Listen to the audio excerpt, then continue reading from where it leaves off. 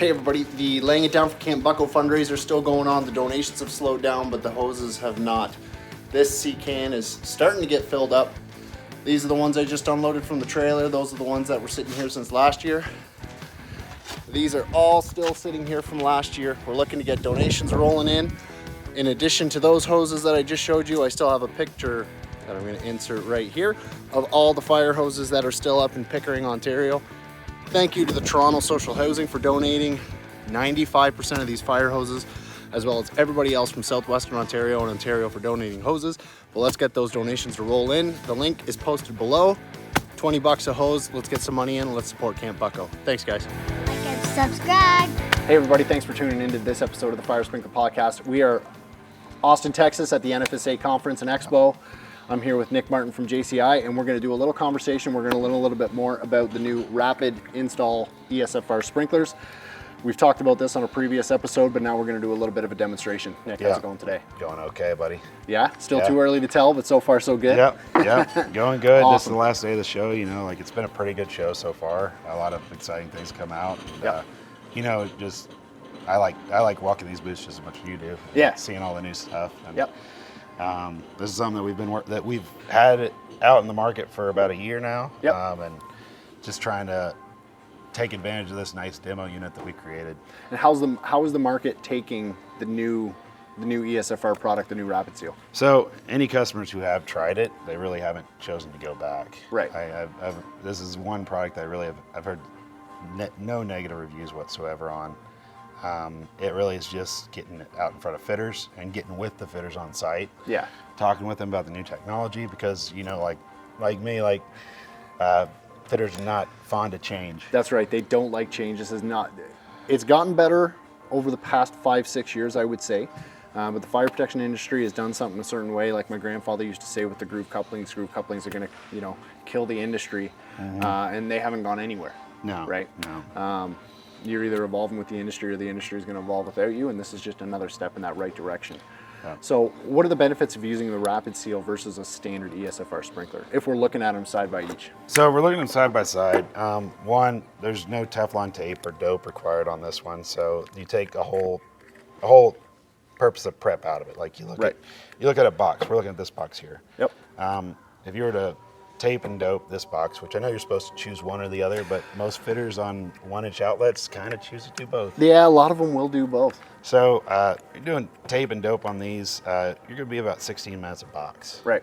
And I mean, you got 50 heads to that box. You can kind of do the math. Yep. Another thing we're kind of taking out of is the head wrench. Okay. So you look at a 300 head system, you're saving on average about 25 cents if you eliminate having to purchase the head wrench. Right. Yeah. And not to mention, you know, these things are supposed to be for the head boxes, and like they're also supposed to be for the install. Yep.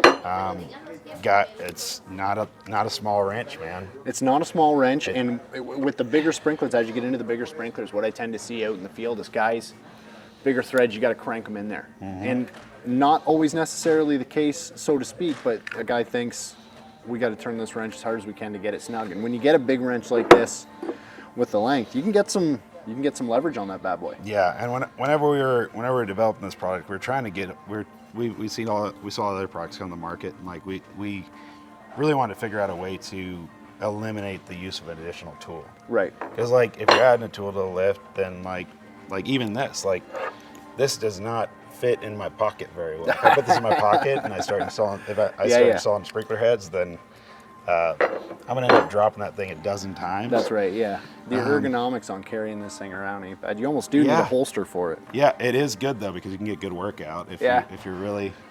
Yeah, I'm obviously into that realm of things now, working out, lifting stuff. But but with this, we completely eliminate the use for a wrench at all. Your wrench is your hand. Another benefit that we kind of did is like, what's your version of tight?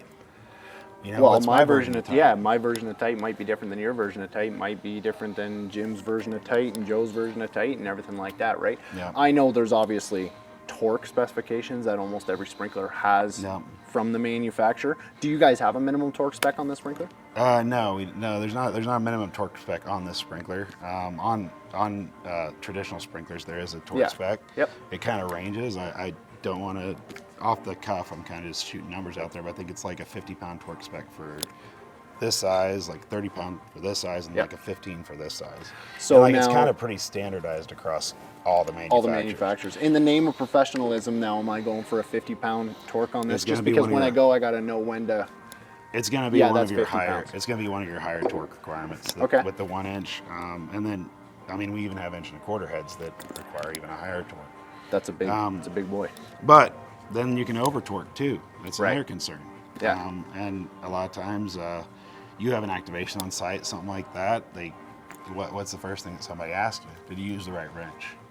Of course we use the right wrench, right? Because everybody's got the right wrench. There was one sitting here, but it's not there anymore. Yeah. But it's a crescent wrench. That's the one that everybody, I don't care what you're saying, everybody's installing sprinklers with a crescent wrench. Yeah. And the thing is, they don't sell crescent wrenches in the industry standard sizes. So what's funny is whenever I came to work for Tyco, that's actually one of the things that I learned about why are head wrenches different for different types of heads. Right. And one of the things that whenever on the engineering side of the length of the wrench is what really matters. I mean, of course, we always required that you install with a factory wrench because it also holds on to this. Yep. But what is important about the lengths and the way that we design these is we kind of make them longer for those additional torques. Right. Like we figure that somebody has no problem pulling pulling about 14 foot-pounds of torque, and we have to figure out a way to multiply that by adding length to the handle. Sure. So, hate to say it, like whenever fitters are out there, like they're going to be installing 300 of these things. Yeah. Like, so they're trying to make it as easy as possible on themselves, and doing this 300 times in a row, like it hurts. Yeah. Like it's ergonomically not sound. There's not too many fitters out there that actually make it to the end unless they get into inspections early on in their career. If they're spinning wrenches all day, they're usually beat up and surgery.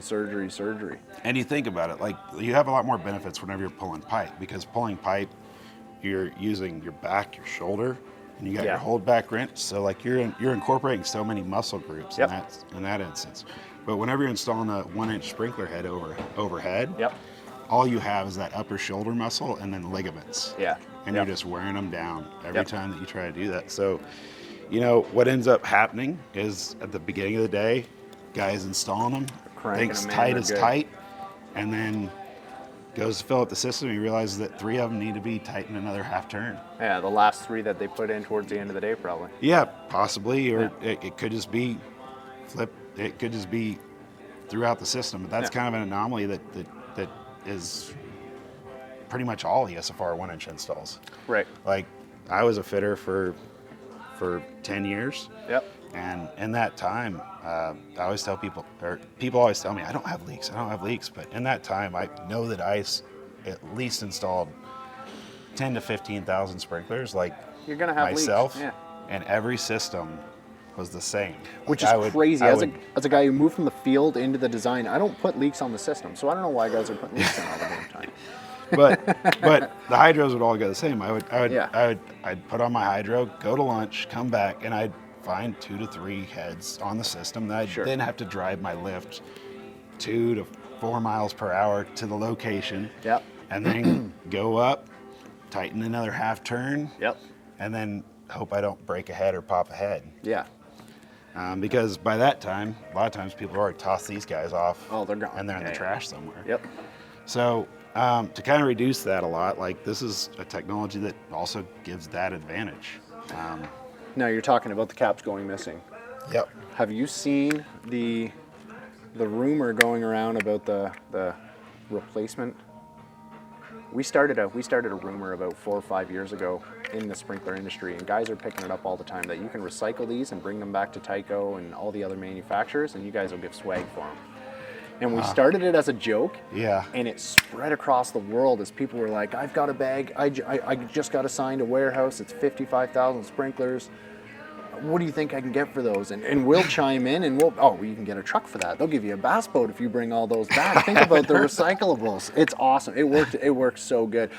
Check with your local supplier. What's funny is I heard those rumors from people. I'm like, which manufacturer is doing that? Nobody is. Yeah. Nobody is. Yeah. But it's I come to these hilarious. trade shows and I'm like, hey, are you good? Nope, we're not. No. It's fine that you guys started that. Yeah, you know, it was me and about 5 other sprinkler fitters from the U.S. It's kind of evil for you to get everybody's hopes up like that. It was a dick move, but it was funny for us because it still pops up every once in a while. It'll pop up on a Facebook group, and we're just like, you know, I get a lot of swag going to all these different conferences, and I'll post a T-shirt and be like, yeah, this is what I got from the last project I was on. I just recycled them all, and the guy brought this, and then somebody photoshopped like a Yeti cooler with the logo on it. It was like, oh, I got a Yeti cooler. I did a warehouse with ESFRs. That's pretty funny. For a while, like, you know, the concealed caps, the ones Yeah, that, the so blue, like yep. they used to make one that would fit on the concealed heads, and then they'd also fit on like a semi-recessed inner, Oh, okay. The like inner as ring. like a paint cover. Yep. So like we used to keep a bunch of those in our shop. So whenever we'd install the semi-recessed heads, like if they're going to do paint or acoustical, then we go out and we put those on. It's not a bad idea. But it's funny because there's just a ton of plastic sitting in our shop. And Yeah. like, but never thought we'd ever be able to trade it in for something. Oh, you won't. You never have been able to, and you never will be able to. But what I've been doing here at the booth, this demo unit, like Yep. that's the last kind of thing that I want to talk about is the time savings or the possible time savings. Got about 16 minutes a box on average for the prep time. work. Yep. You got the expense of the head wrench, but then like how many seconds does it save me in the air? So I came up with this idea. How about I do a demo unit so that we can do side-by-side comparables with people. Are we racing They today? install it one way and then I install it another. We're racing today? I think that we should race. I think that I could probably install 2 in the time it takes you to tape and install 1. You think you're doing 2 in the time it takes me to do 1? I sure hope so. Pack a Otherwise, lunch, I'm sir. gonna You're look in bad. for a long day at the office. All right.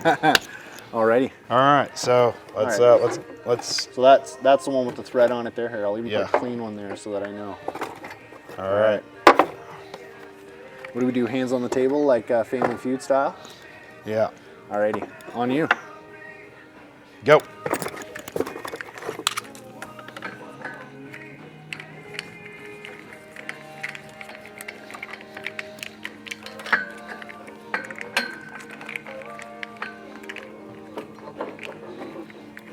How's it going back there, buddy? Oh, just snugging her up.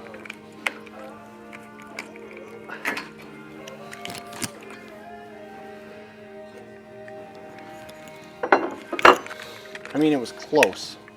It was close, But you I still was doing doubled 2. me. Yeah, you doubled me up. All right. So- I'll bite. Here's the thing. Yeah. That time savings I just showed you, we know like that only depends on how hard your fitter's working, right? Yeah. It also So hurt like my pride I'm not a going little to bit. promise you that, but Yeah. it is possible, right? Absolutely. Well, and you got to be able to use the tools in the proper way in order to get those time savings, obviously, right? Yeah. A guy's only going to work as hard as he's going to work anyways. If he thinks you're trying to save money so to put him out of a job, that's not the mentality that we need to have in this industry. The faster you're in on those jobs, the faster you're getting out of those jobs, the faster you're on to the next jobs and installing sprinkler. Sprinkler's getting installed in more and more projects every day, and that's the mentality that we got to get these guys in. And there's obvious time savings with this product, but Yep. with that, I also I think I try to get all of our sales reps. I really try to get them to focus on those 3 sprinklers. Yeah. Because like you were saying, it's about getting onto the next system. Right. And if I'm doing that hypothetical hydro at lunch, and I'm spending the other half of my day like hunting down those leaks and tightening them up, and then reapplying a hydro, Yeah. Yep. like then I'm not hanging pipe on the next system or prepping to hang pipe on the next system. That's right. And that's mostly you're never doing like a single system ESFR. You're doing Yeah. multiple It's never 2 or 3. yeah. So I think that's really where the benefit is, and that's where the true time savings is.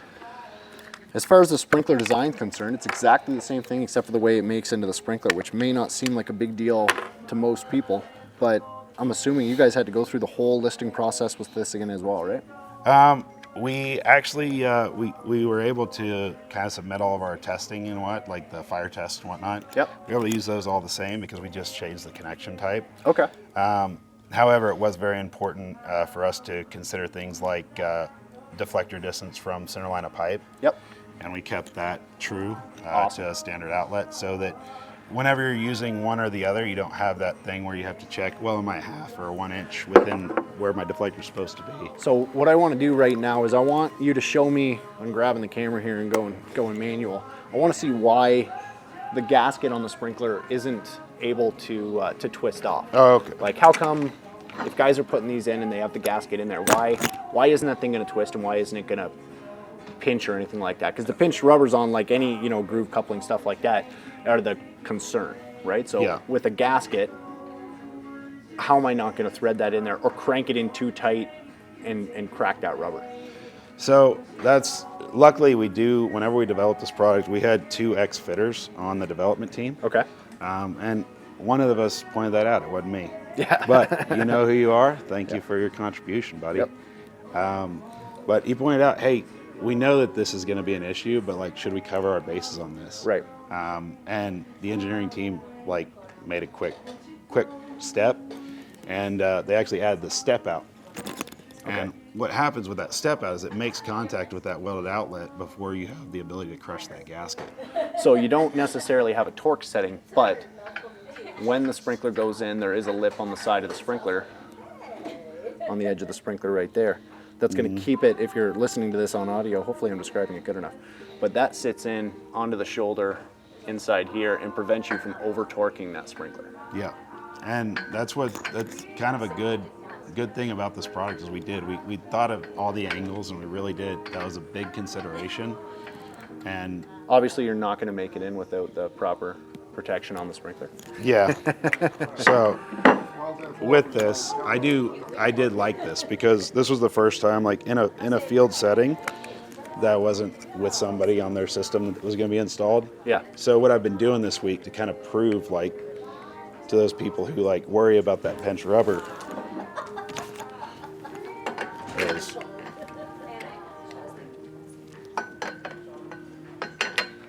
I'm really going to crank it down. Yep. I'm going to try to crack that gasket.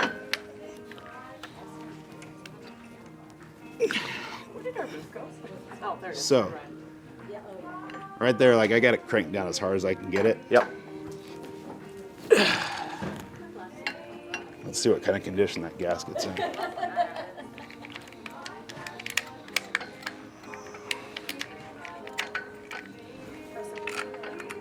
I think I broke the cap with my hand. Still brand new.